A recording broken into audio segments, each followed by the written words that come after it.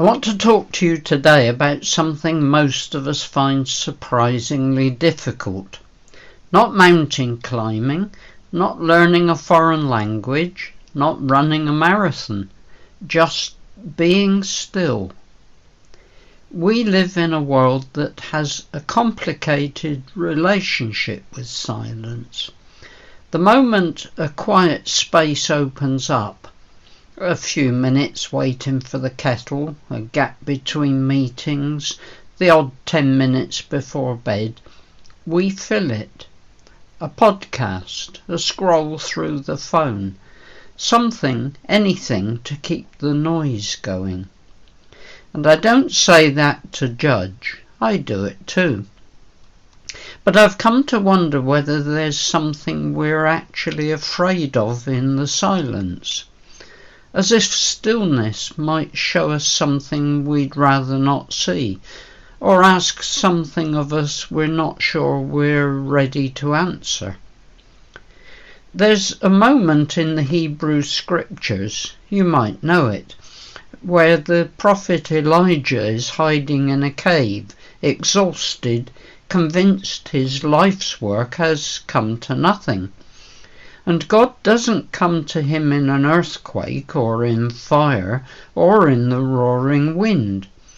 God comes in what the old translations call a still small voice. Other versions render it as a sound of sheer silence. I've always loved that, a sound of sheer silence. As if silence itself has a quality, a texture, something to say if we'll stop long enough to hear it.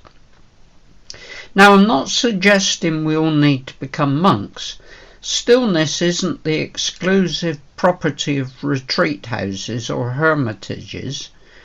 It can be 5 minutes with a cup of tea before the house wakes up. It can be a slow walk without earphones. It can be sitting in an empty church for a moment, or in your garden, or at a kitchen table, and just letting things be quiet. The contemplative tradition has always insisted that we're more than the sum of our busyness, that beneath the noise of our doing there's a deeper self, a self that is loved and held and known, and that the only way to touch that is to slow down enough to find it. One of the old desert fathers, those extraordinary 4th century monks who went out into the Egyptian wilderness to pray, was once asked for a word of wisdom. He thought for a moment, and then he said, "Stay in your cell, and your cell will teach you everything." The cell in that tradition wasn't just a room, it was the practice of staying, of not running away from yourself, from God, from the present moment. Most of us don't have a cell in that sense, but we all have somewhere we can choose to be still, even briefly, even imperfectly. So here's what I'd invite you to try this week. Just once, not every day, not a great spiritual discipline, just once. Find 5 minutes of genuine quiet. Put the phone away. Don't fill the silence with music or words.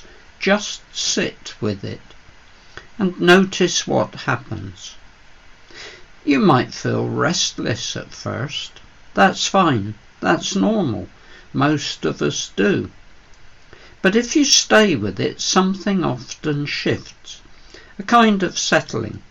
A sense that the ground beneath you is more solid than you thought. The mystics called it resting in God. You don't have to use that language if it doesn't fit for you, but I think most of us recognize the thing they were pointing at. There is a stillness available to us. It isn't very far away. We just have to stop moving long enough to find it.